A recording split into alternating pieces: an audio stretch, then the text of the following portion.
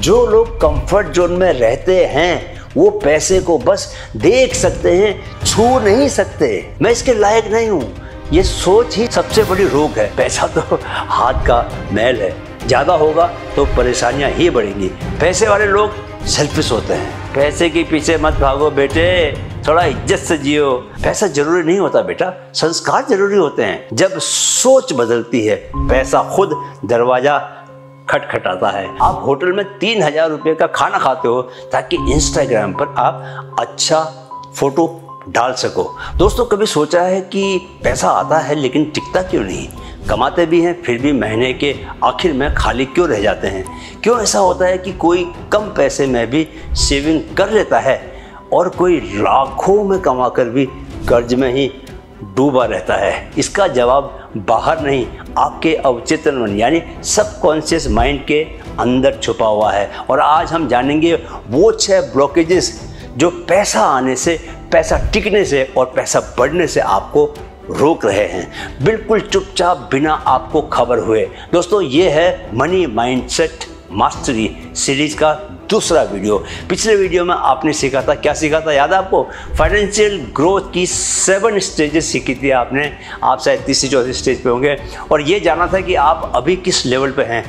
आज हम वो गुप्त कारण खोलने जा रहे हैं जो आपको उस अगली स्टेज तक ले जाने से रोक रहे हैं। एक बात याद रखो दोस्तों, जब सोच बदलती है, पैसा खुद दरवाजा खटखटाता है। आगे बढ़ने से पहले दोस्तों, मैं आपका माइंड कोच कैप्टन सुंदर चंद ठाकुर आपका माइंड फिट चैनल में स्वागत करता हूं। एक निवेदन यह है कि कृपया हमारे बाकी के दोनों चैनल्स, कौन कौन से, mind fit growth and mind fit spiritual, उन्हें भी सब्सक्राइब कर लें।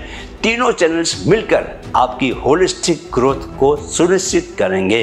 तो चलिए अब आज के टॉपिक में थोड़ा गहरा उतरते हैं।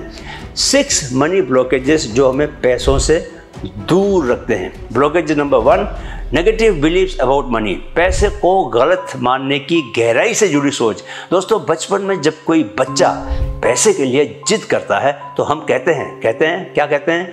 पैसा जरूरी नहीं होता बेटा, संस्कार जरूरी होते हैं। जब कोई बिजनेस शुरू करना चाहता है तो घर वाले कहते हैं, पैसे के पीछे मत भागो बेटे, थोड़ा इज्जत से जियो। ये बातें सुनते सुनते हमारा सबकॉन्शियस ये मान लेता है कि पैसा गलत है, ज़्यादा कमाना लोभ है, पैसे वाले लोग सेल्फिश होते हैं। प्रॉब्लम क्या होती है? जब कोई मौका आता है प्रमोशन का या बोनस लेने का या फिर किसी बिजनेस आइडिया का, तो हम खुद उसे रिजेक्ट कर देते हैं। क्यों रिजेक्ट कर देते हैं? क्योंकि हमारी सोच ऐसी होती है।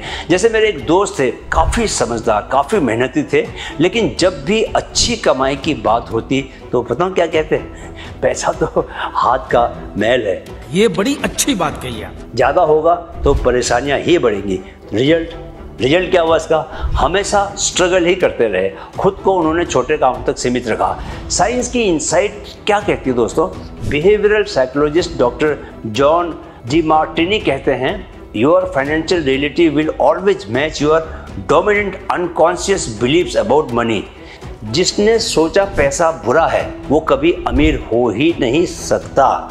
जिसको चाहिए दौलत, पहले उसे अपने विश्वासों से जूझना होगा, राइट, उनको ठीक करना होगा। ब्लॉकेज नंबर 2, फियर और एंजाइटी अराउंड अपॉर्चुनिटीज। हर मौके से डर जाना, असफलता का डर, अनिश्चितता का डर। दोस्तों, आपने सोचा इस साल अपना कुछ शुरू करूँगा, सोचा आपने, पर फिर डर आया, अगर फ्लॉप हो गया तो लोग क्या कहेंगे, नुकसान हुआ तो? रिजल्ट क्या हुआ? रिजल्ट ये कि आपने कुछ किया ही नहीं। फियर के पीछे की सच्चाई जानते हैं क्या दोस्तों? फियर एक इमोशनल रेस्पॉन्स है जो भविष्य की कल्पना से पैदा होता है, पर उसमें ज़्यादातर इमेजिनेशन ही होता है, रियलिटी नहीं होती। जैसे रितेश अग्रवाल, ओयो फाउंडर, जब 19 साल के थे तो उन्होंने 1 लाख रुपए के लोन से शुरुआत की। हर कोई बोला पागल हो गया है, लेकिन उसी रिस्क ने उन्हें अरबपति बना दिया। इमोशनल इंसाइट कहती है दोस्तों, जो लोग कंफर्ट जोन में रहते हैं वो पैसे को बस देख सकते हैं, छू नहीं सकते। लेकिन बड़ा सच यह है कि डर और पैसा एक साथ नहीं रहते। जहाँ डर है वहाँ पैसा नहीं रुकता, इसलिए डर को दूर भगाओ। Blockage number 3, I am not worthy, self worth issue. मैं इसके लायक नहीं हूँ, ये सोच ही सबसे बड़ी रोग है। दोस्तों, कभी खुद से पूछा है जब कोई कहता है तुम इस रोल के लिए परफेक्ट हो, तो आप पीछे क्यों हट जाते हो? क्यों लगता है कि मुझसे नहीं होगा? क्यों बार बार ये लगता है कि ये मेरे बस की बात नहीं है? सुनो, क्या है रियलिटी? आपके जीवन की कमाई आपकी स्किल की नहीं, आपकी सेल्फ वर्थ की कीमत होती है। जैसे मेरी एक कोचिंग क्लाइंट थी, बहुत ही टैलेंटेड आर्टिस्ट, लेकिन जब मैंने कहा कि वो अपनी पेंटिंग 10,000 में बेचें, तो उन्होंने कहा कौन खरीदेगा? रूट कॉज बचपन से मिली आलोचना, तुलना, कंपैरिजन, असफलता का बोझ, आइडेंटिटी क्राइसिस। ट्रांसफॉर्मेशन कैसे होगा दोस्तों? सेल्फ वर्थ तभी बदलती है जब हम खुद को देखना शुरू करते हैं नई आंखों से। क्या? नई आंखों से अपनी वैल्यू को समझना शुरू करते हैं। ये सबसे बड़ी मानसिक क्रांति है दोस्तों। मैं एक इंस्टीट्यूट में मोटिवेशनल स्पीच देने जाया करता था। 3 साल पहले मैं 2 स्पीच के 25,000 रुपये लेता था और मैं इसे बहुत बड़ी बात मानता था। आज वही इंस्टीट्यूट मुझे एक स्पीच का 1 लाख रुपया ऑफर कर रहा है, पर मैं नहीं जाता क्योंकि मेरे पास अब ज़्यादा ज़रूरी काम आ गए हैं और मैं अपने 1 घंटे की कीमत 2 लाख से कम नहीं आंकता। तो क्या हुआ? 3 साल में मेरी नज़र में अपनी ही सेल्फ वर्थ बढ़ गई। बात जरा एक शेर से समझिए, तो खुद ही खुद की तलाश कर, तो खुद ही खुद की तलाश कर, ये दुनिया तो बस आईना दिखाती है। Blockage number 4, negative association with wealth. धन को बुरा मानना और उससे दूर भागना। दोस्तों, कई बार लोग कहते हैं मुझे ज़्यादा पैसा नहीं चाहिए, मैं सिंपल लाइफ चाहता हूँ, सादा जीवन, उच्च विचार। प्रॉब्लम क्या है? प्रॉब्लम यह है कि ये सोच आपको धीरे धीरे अपॉर्चुनिटी से डिस्कनेक्ट कर देती है। जैसे एक लेखक जो कहता है मुझे बस लिखना है, कमाई की मुझे कोई चिंता नहीं, रिजल्ट क्या?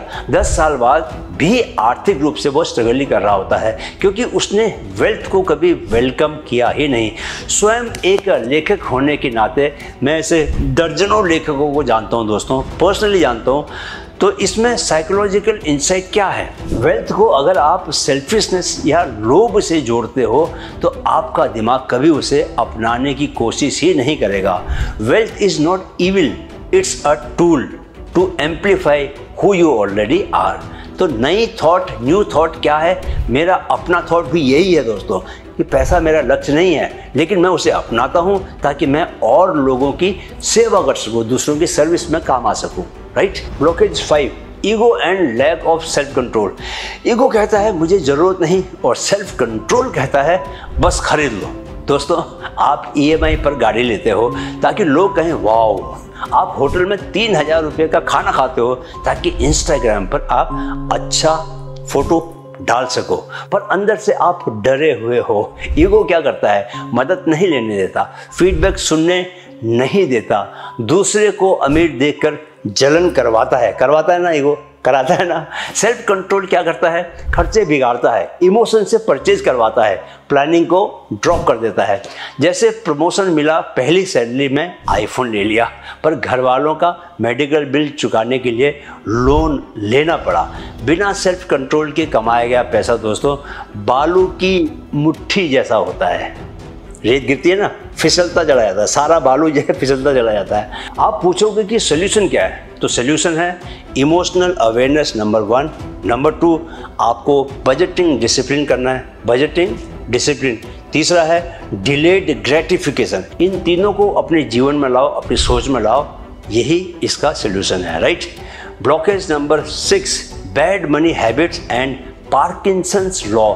जैसे ही कमाई बढ़ती है ज़रूरतें भी बढ़ा लेते हैं। दोस्तों, पार्किंसंस लॉ कहता है expenditure rises to meet income. मतलब कमाई बढ़ी तो नए कपड़े, नई गाड़ी, नया मोबाइल, नई EMI आ गई। चलिए उदाहरण से समझिए, आपकी सैलरी 70,000 हो गई तो 40,000 की EMI वाली गाड़ी ले ली आपने, बाकी 30,000 में घर कैसे चलेगा?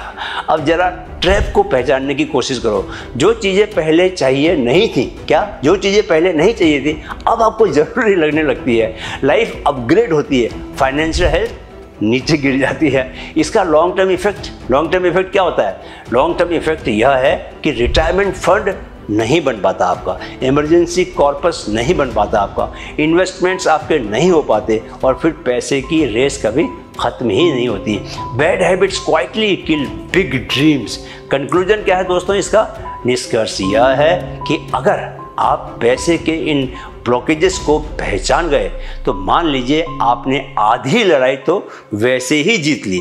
अब आपको बस हर ब्लॉकेज को क्या करना है, एक एक करके निकालना है, हटाना है, माइंडसेट अपना बदलना है, पैसा आने देना है, उसे रोकना है, अपने पास रोक के रखना है, उसे मल्टीप्लाई करना है, कई गुना बढ़ा देना है उसको।